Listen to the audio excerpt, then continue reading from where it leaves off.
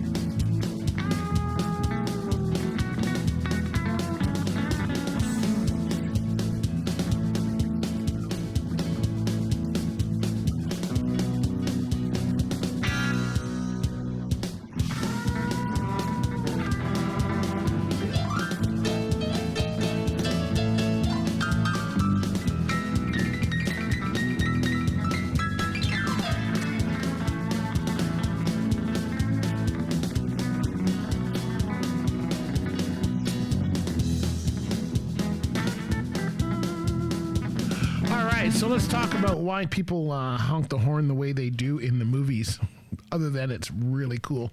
And actually, so this listener asked, why do truck drivers in movies honk their horns by pulling on a rope above their heads?